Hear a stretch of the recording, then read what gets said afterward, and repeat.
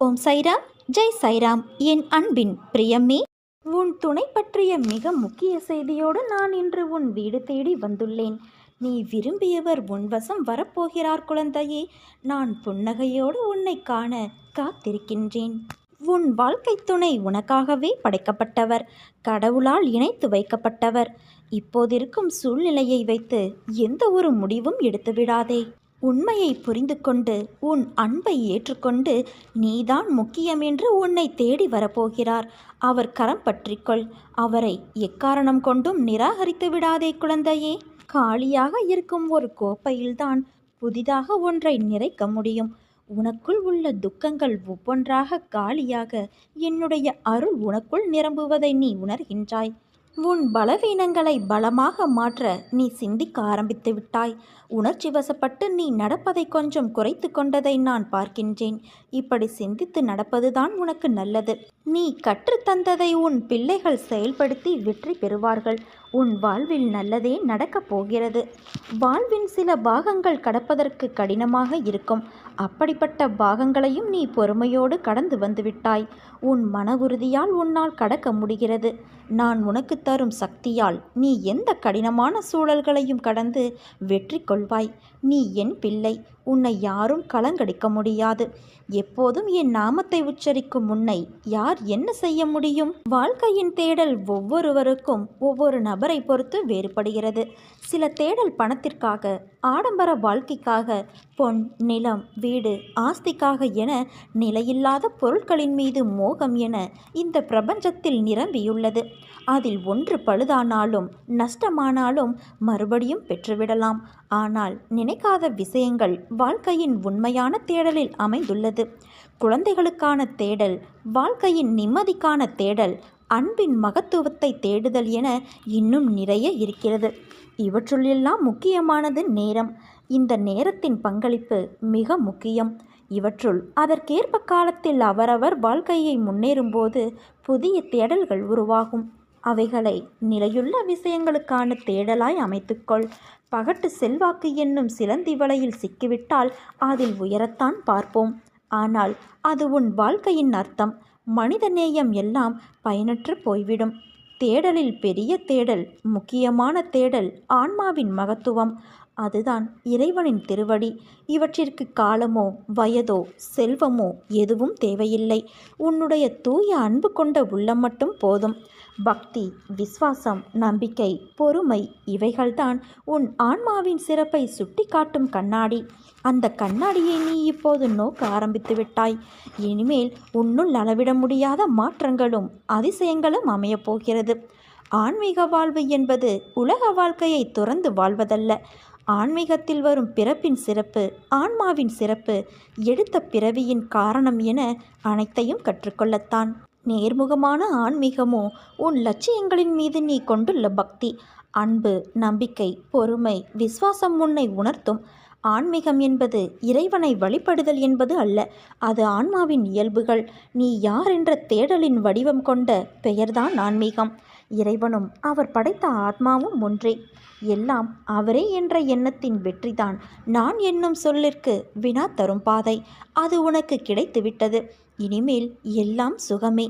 மாறுதலுக்கான நேரம் தொடங்கிவிட்டது குழந்தையே. உன்னை நீ தயார் செய்து கொள். நீ என்னிலும் நான் உன்னிலும் இருக்கும்போது எல்லாம் நல்லதாகவே நடக்கும். ஆனால் இதை உனக்கு நான் சும்மா செய்ய மாட்டேன். 2 பைசாக்களை எனக்காக எடுத்து வை. நம்பிக்கை மற்றும் பொறுமைதான் அந்த 2 பைசாக்கள். அதை பெற்றுக்கொண்டுதான் உனக்காக நான் வேலை செய்வேன். எதுவும் தாமதமாகாது. என் வார்த்தையை நம்பி தைரியமாக நீ இரு. உன்னுடைய தொழிலில் முன்னேறுவதற்கான வழியை நீ வணங்கும் தெய்வமான நானே காண்பிக்கின்றேன். என்றும் உன்னை மற்றவர்களிடம் கையேந்த நான் அனுமதிக்க மாட்டேன். என் நிழலில் நீ இருக்கும் வரை நான் உன்னை காப்பேன் என் குழந்தையே. நீ யாருக்கும் சிறிதளவு கூட தடையாகவோ தொந்தரவோ விளைவிக்காதே. உன் வேலைகளையெல்லாம் நீயே செய்து கொள். நீ மனது வைத்தால் உனக்குள் இருக்கும் எல்லாவற்றையும் நீயே சுயமாக சரி செய்து கொள்ள முடியும். நம்பிக்கையோடு நான் கூறும் வார்த்தைகளை பின்பற்று. இது என் வாக்கு. அனைத்தையும் நான் பார்த்து கொள்கிறேன். வாழ்வில் உனக்கு என்ன இல்லை? எல்லாம் இருக்கிறது என்று நினைத்துக்கொள். எல்லாம் சந்தோஷமான சூழலாய் உன்னை வந்து சேரும்.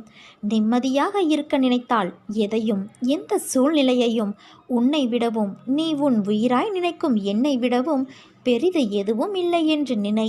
நமக்கு வரும் கஷ்டங்களை நம்மால் தாங்க முடியும் என்று மென்மையாய் உன்னிடம் சொல்லிக்கொள். உனக்கு பரீட்சை வைக்கிறேன் என்று நீ நினைப்பது சரிதான். ஆனால் எதற்கு அந்த பரீட்சை? உன்னை ஒரு இடத்திலிருந்து இன்னொரு இடத்திற்கு உயர்த்துவதற்காக. பல விஷயங்களில் நீ கற்றவற்றை எப்படி நீ உன் புதிய நிகழ்வுகளில் செயல்படுத்துகிறாய், அதற்கு தயாராகிவிட்டாயா என்று பார்ப்பதற்காக. அதற்காக எவ்வளவு காலம் என்று நீ நினைப்பது சரிதான். ஆனால் முழுமையான முறையில் ஒன்றை தயாரித்தால்தான் அது நல்ல முறையில் இருக்கக்கூடும். அவற்றை தான் நான் உனக்கு செய்கின்றேன். இன்னும் உன்னை சிறிது மாற்றிக்கொள்ள வேண்டும். எனக்கு புரிகிறது, நீ போராடிக்கொண்டு இருக்கிறாய் உனக்குள்ளே எது சரி எது தவறு என்று. தவறு என்றால் அதை மாற்ற உன்னிடத்திலே நீ யுத்தம் புரிந்து கொண்டு இருக்கிறாய். இந்த நிலையற்ற சூழல் எல்லாம் நிறைவான நிலையுள்ள வாழ்க்கையை உனக்கு கொடுக்கத்தான் நான் இந்த குழப்பமான மனநிலையை உனக்கு கொடுத்து கொண்டு இருக்கிறேன். எல்லாம் மாறும், விரைவில் மாறும். உனக்கான அழகிய வாழ்க்கை உன்னை தேடி வரும். பயப்படாதே குழந்தையே.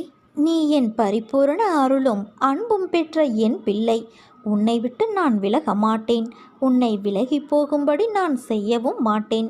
ஏனென்றால் நானும் நீயும் வேறு வேறு அல்ல. நான் உனக்குள் இருக்கிறேன், நீ எனக்குள் இருக்கிறாய். உன் வாழ்வில் ஏற்படும் இன்ப துன்பத்தை மனதார ஏற்றுக்கொள். துன்பத்தை கடக்க வேண்டுமே தவிர எந்நேரமும் நினைத்து புலம்பக்கூடாது. அதை மனதில் வைத்து நம்பிக்கையோடு திறம்பட செயல்படு. எல்லாவற்றிற்கும் காலம் பதில் சொல்லும். இவ்வுலக நியதிப்படி தக்க சமயத்தில் பாடம் புகட்டும். எப்பொழுதும் தோல்விகளையே தொடர்ந்து சந்தித்து வருகிறேனே என்று வருந்தாதே. நடப்பவையாவும் நன்மைக்கே என்று நம்பிக்கையோடு உன் லட்சியத்தை நோக்கி முன்னேறி செல். தொடர் முயற்சி உன் வாழ்வில் நீ நினைத்ததை நிச்சயம் நிறைவேற்றும். நீ உன்னுடைய கடமையை செய். எதிர்பார்ப்புகளை குறைத்துக்கொள். உனக்கு தேவையானது நிச்சயம் உன்னை வந்து சேரும். இக்கணமே உனது கர்ம பலன்கள் விலகி உன் கஷ்டங்கள் அனைத்தும் உன்னை விட்டு ஓடி ஒளியும். நல்ல நேரம் ஆரம்பிக்கும். வாழ்க்கையில் உன்னை உயர்ந்த நிலைக்கு நான் கொண்டு போகப் போகிறேன் குழந்தையே. நீ என்னை உன்னுடைய ஆகச்சிறந்த உறவாக ஏற்றுக்கொண்டாய். மனிதர்களின் அன்பை போல வெறும் தேவைக்காக என்னிடம் நீ அன்பு கொள்ளவில்லை. நீ வேண்டியது நிறைவேறினாலும் நிறைவேற தாமதமானாலும் நீ என்னிடம் காட்டும் அன்பில் சிறிதும் குறைவில்லை.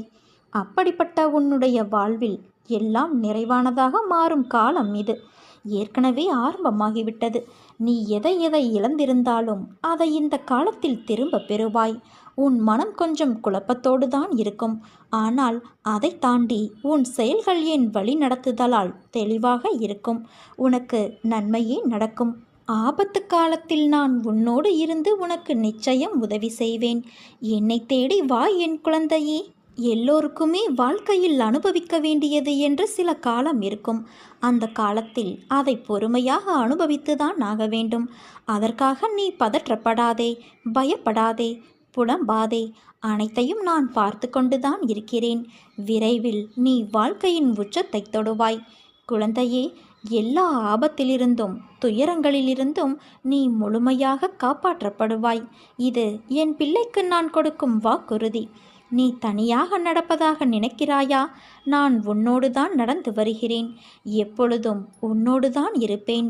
உன் வழிகளை மௌனமாக குணப்படுத்தி உன்னை பாதுகாப்பதுதான் என் கடமை. அதனால் கலங்காதே, கவலை வேண்டாம் என் தங்கமே. நான் எந்த தீங்கையும் உனக்கு நேர விடமாட்டேன். நம்பிக்கையோடு பொன்னான வாழ்க்கை ஆரம்பமாக போகும் அந்த நல்ல நாளுக்காக காத்திரு. உன்னுடைய எல்லா சுமைகளையும் என் மீது சுமத்திய பிறகு மீண்டும் ஏன் அதையே நினைத்து வருத்தம் கொள்கிறாய்? உனக்கு துணையாக நான் என்றும் எங்கும் இருப்பேன். நீ போகும் வாழ்க்கை பாதையில் மிருகங்களை விட மோசமான மனிதர்களை சந்திக்க நேரிடும். ஆனால் அவர்களை கண்டு அஞ்சாதே. நான் அவர்களை பார்த்து கொள்கிறேன். உன் இலக்கை நோக்கி நீ போய்கொண்டே இரு. உனக்கு நான் துணை நிற்கிறேன். உன் மீது வீண் பழி விழுந்தாலும் கவலைப்படாதே குழந்தையே. அவர்கள் அனைவரும் உன்னை வீழ்த்த வேண்டும் என்றே நினைக்கிறார்கள். அவர்கள் முன் உன்னை வெற்றி பெற வைத்து கம்பீரமாக நிற்க வைக்கவே நான் போராடி கொண்டு இருக்கிறேன். அதனால் நம்பிக்கை இழந்து கலங்காதே. என்னால் இதை செய்ய முடியாது என்று எந்த ஒரு காரியத்திலும் நீ நம்பிக்கை இழக்காதே குழந்தையே. உன்னை வழிநடத்த நான் இருக்கும்போது வீணான கவலை எதற்கு உனக்கு? நிச்சயம் உனக்கு வெற்றி கிடைக்கும். என் பிள்ளையே, யாருக்காகவும் காத்திருந்து காலத்தை வீணாக்காதே. ஏனென்றால் காலம் உனக்காக காத்திருப்பது கிடையாது. உன் கடமைகளை நீ செவ்வனே செய்து முன்னேறும் வழியை தேடு. காலம் பொன் போன்றது. இழந்துவிட்டால் மீண்டும் பெற முடியாது. உனக்காக சில நாட்களாக நான் நடத்திய நிகழ்வுகளில் நிச்சயமாக நீ மகிழ்ந்திருப்பாய். எந்த கர்ம வினையும் நீ வாக்காலும் மனதாலும் செய்யாத வரை நீ பெரிதான துன்பங்களை சந்திக்கப் போவது இல்லை. வாக்கு மனதை கட்டுப்படுத்து. மந்திரங்களை மனதுக்குள் அவ்வப்போது உச்சரித்து கொண்டு இரு. கடமையை செய். நீ பெற வேண்டிய அனைத்தையும் நிச்சயம் பெறுவாய். அதற்கு நீ வணங்கும் தெய்வமான நான் பொறுப்பு. உன்னுடைய ஆரோக்கிய குறைபாடுகள் எல்லாம் சரியாக போகிறது. இனி ஆரோக்கியம் மேம்படப் போகிறது. உறவுகளோடு நீ இணைந்திருப்பாய் குழந்தையே. ஆனால் பேச்சில் மட்டும் கொஞ்சம் கவனமாக இரு. விளையாட்டாக கூட யாரின் மனமும் புண்படும்படி பேசிவிடாதே. உன்னுடைய பயணத்தில் துணையாக நான் இருப்பேன். உனக்கான மாற்றத்திற்கான நாள் ஆரம்பமானது. இனி வாழ்க்கை வேறு கோணத்தில் பயணிக்கும். நன்மைகள் நிறைய நடக்கும். அதற்கு நீயும் கொஞ்சம் பொறுமையாக நேர்மறை எண்ணத்தோடு ஒத்துழைக்க வேண்டும். உன் வாழ்வில் உனக்கானதை எல்லாம் நானே தீர்மானித்து எது நன்மையோ நிகழ்காலத்திற்கும் எதிர்காலத்திற்கும் என பார்த்து பார்த்து செய்து கொண்டு இருக்கிறேன். எல்லாம் தயாராகி கொண்டு வருகிறது உன்னை அலங்கரிக்க. நிச்சயம் நீ மகுடம் சூடுவாய் குழந்தையே. என் பிள்ளையை என் கையால் ஆசிர்வதித்து நான் உயர்த்துவேன். பொறுக்க முடியாத அவதியும் அதையொட்டி உன் மனதில் எழுகின்ற கோணல் சிந்தனைகளும் உயிரை மாய்த்து கொள்ள நினைக்கும் உன் எண்ணமும் என்னை மன வருத்தமடைய செய்கின்றது. உன் துக்க குப்பைகளை மூட்டை கட்டி தூர போட்டுவிட்டு என் பாதங்களை பற்றிக்கொள்.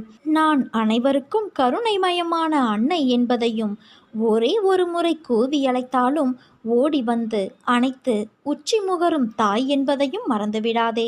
உனக்கு என்ன தேவை என்பதை நான் முற்றிலும் நினைவில் வைத்திருக்கிறேன். உன்னை துன்பச் சேற்றில் மூழ்கிவிட ஒரு காலும் நான் சம்மதிக்க மாட்டேன். உன் துக்கம் நிச்சயமாக மகிழ்ச்சியாக மாறும். உன் வாழ்க்கை சீர்படும் காலம் விரைவில் வரும். இதற்கு முன்னால் நீ கடந்து வந்த கடினமான பாதைகளை சற்று நினைத்துப்பார். அதிலெல்லாம் உன்னை தூக்கி சுமந்து காப்பாற்றி வந்தேன். இனியும் அப்படியே உன்னை நான் காப்பாற்றுவேன். உனக்கு சோதனையாக தெரிகின்ற இந்த காலத்தை மனதில் வைத்து கொள்ளாதே. என் அற்புதங்கள் இனி உன் வாழ்வில் நிகழ்வதற்காக ஏற்பட்டுள்ள ஒரு வழிதான் இந்த சோதனைகள். வாழ்க்கையில் சலிப்பும் வெறுப்பும் கொள்ளாதே குழந்தையே. மனம் புண்ணாகி போனதே என வருந்தாதே.